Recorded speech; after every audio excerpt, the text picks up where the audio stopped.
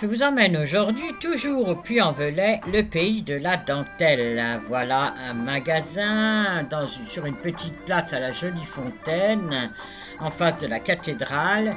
Et ce sont les dentelles qui sont mises à l'honneur ici, car depuis le XVe siècle, on fabrique de la dentelle au Puy-en-Velay, avec le point de Cluny très célèbre. Et vous voyez, il est encore à la mode. Voilà tous les objets qui sont fabriqués avec le carreau, puisque c'est le coussin avec lequel on fait les dentelles. Ici, un mannequin. Mais la dentelière du magasin a bien voulu me montrer comment elle pratiquait cet art avec beaucoup de facilité. Voilà les napperons qu'elle vend dans sa boutique, les abat-jours, mais aussi quelques vêtements. Ça, ce sont les carreaux pour fabriquer la dentelle. Vous voyez, qui sont tout à fait nouveaux, tout à fait modernes. Un autre ici avec les fuseaux qui sont déjà là, les épingles, le dessin. C'est vraiment traditionnel. Il y a aussi des robes d'enfants. Tout cela est en lin du plus fin, avec ces broderies, ces dentelles qui sont là pour agrémenter ces jolies robes. Mais il n'y a pas que les enfants que l'on habille, on habille aussi les adultes avec des chemisiers en lin, manches courtes, manches longues. Et la dentelière a bien voulu travailler devant moi pour me montrer comment elle faisait. Donc elle regardait l'agilité de ses doigts, c'est absolument étonnant, on se demande comment elle s'en mêle pas les pinceaux. Eh bien pas du tout. Les fuseaux jonglent sous ses mains.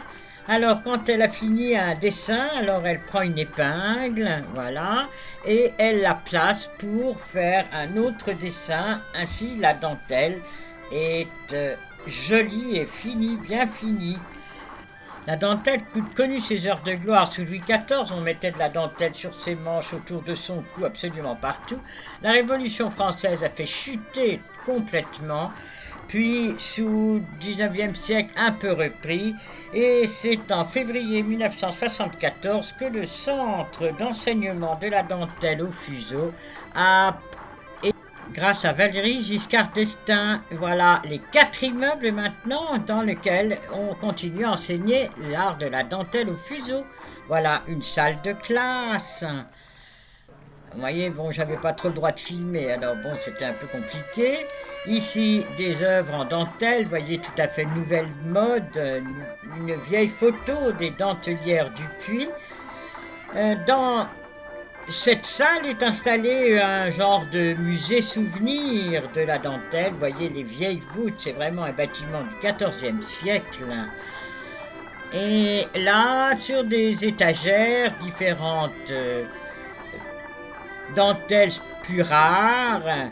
Et là, vous voyez les éventails que l'on pouvait faire, mouchoirs, parures de cheminée. Et là, la mode, car les couturiers, eux aussi, ont besoin de dentelières. Et cette année, 4 élèves sortis de cette école sont partis pour Paris, chez Dior et chez d'autres grands couturiers, car vraiment, la dentelle est toujours à la mode.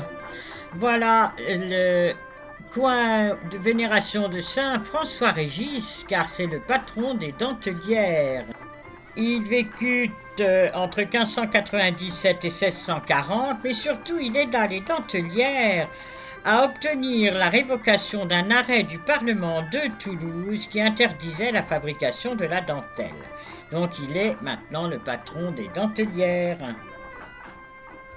Ici, c'est le coin souvenir d'Anne-Marie Martel qui, en 1665, a créé les Béates. C'était des femmes mi-laïques, mi-religieuses qui allaient dans les villages pour aider les dentelières.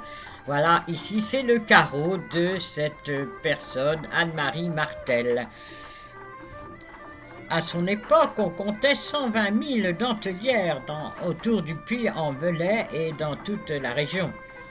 Ici, une collection de fuseaux. Vous voyez qu'ils ont toutes les tailles, toutes les grosseurs. Ils sont en bois très différents, d'ébène, même en ivoire parfois. C'est vraiment la base du travail de la dentelière. Donc, laissons sous ses voûtes très anciennes cette magnifique initiative, l'école des dentelières. À bientôt pour une autre découverte. Au revoir.